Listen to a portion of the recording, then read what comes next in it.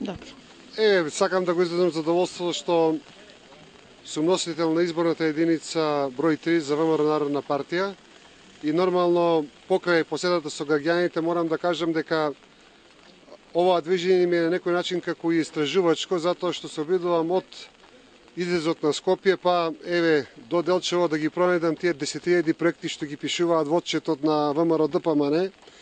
За жал во Источна Македонија тие 10.000 проекти тешко можеме да ги најдеме. Во Каменица гледаме од тие проекти многу нема, во Делчево уште помалку има, во Виница, во Кочани. Најверојатно тие проекти негде се на друго место, меѓутоа не во оваа Македонија тука кај што сме сега.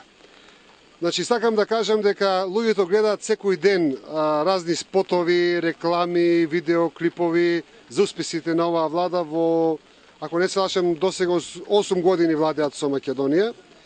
И сакаме да ги подсетиме дека тие проекти, освен на видеоспотови, за жал обичниот граѓанин тешко може да ги почувствува.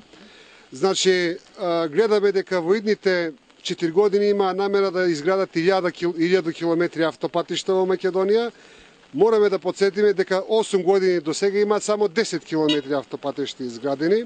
И сакаме евде од тука, од Каменица, да им направиме на провокација, да им кажем дека во нашите 4 години за Каменица имаме направено толку патишта колку они за цела Македонија што имаат направено во последните 8 години. Да не зборуваме за другите инфраструктурни проекти.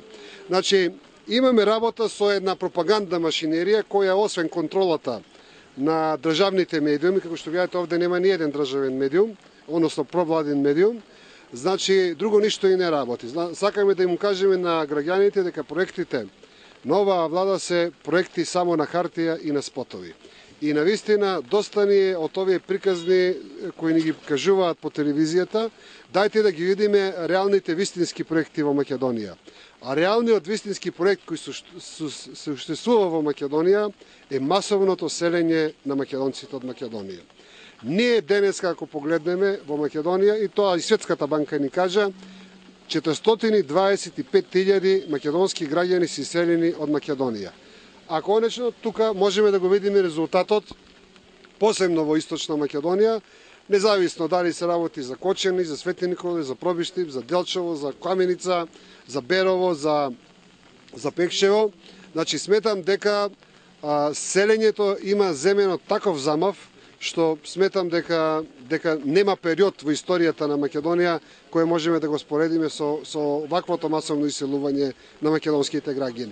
Тоа е единствениот проект кој суштествува. И тоа објаснува и цифрата зошто вработените се намалени во Македонија. Вработените се намалени затоа што се иселени. Ајде да видиме во целиот овој крај кои нови фабрики се отварија. Освен во државната администрација што се вработени 100 до 200 луѓе, значи нема други вработувања, нема фабрики, нема индустрија, нема продавници, нема нови ресторанти, напротив. И тоа што постоеше пред 8 години, денеска е затворено. Значи, доста ни од оваа спотови, доста ни од оваа пропаганда, дајте да ја погледнеме реалноста, а реалноста за жал е катастрофална.